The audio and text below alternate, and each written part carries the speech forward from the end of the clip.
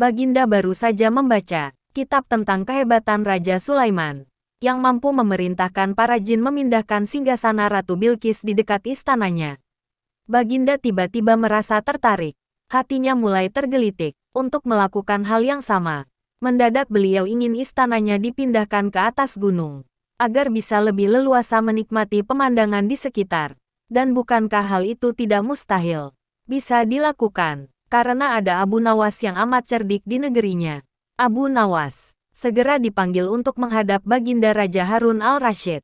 Setelah Abu Nawas dihadapkan, sanggupkah engkau memindahkan istanaku ke atas gunung agar aku lebih leluasa melihat negeriku? Tanya Baginda. Abu Nawas tidak langsung menjawab.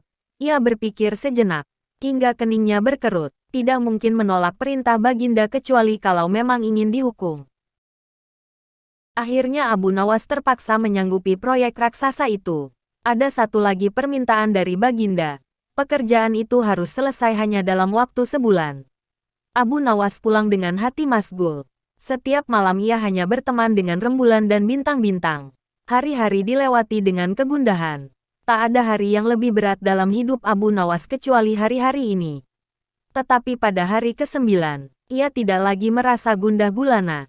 Keesokan harinya, Abu Nawas menuju istana. Ia menghadap Baginda untuk membahas pemindahan istana. Dengan senang hati, Baginda akan mendengarkan apa yang diinginkan Abu Nawas. Ampun tuanku, hamba datang ke sini hanya untuk mengajukan usul untuk memperlancar pekerjaan hamba nanti.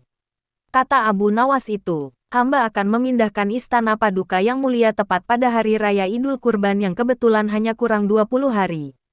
Kalau hanya usulmu, baiklah, kata Baginda. Satu lagi Baginda, Abu Nawas menambahkan. Apa lagi? Tanya Baginda. Hamba mohon Baginda menyembelih 10 ekor sapi yang gemuk untuk dibagikan langsung kepada para fakir miskin, kata Abu Nawas. Usulmu kuterima, kata Baginda menyetujui. Abu Nawas pulang dengan perasaan riang gembira. Kini tidak ada lagi yang perlu dikhawatirkan. Toh nanti bila waktunya sudah tiba, ia pasti akan dengan mudah memindahkan istana Baginda Raja. Jangankan hanya memindahkan ke puncak gunung, ke dasar samudera pun Abu Nawas sanggup.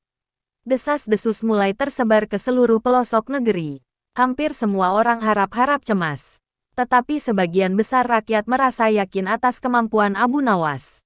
Karena selama ini Abu Nawas belum pernah gagal melaksanakan tugas-tugas aneh yang dibebankan di atas pundaknya.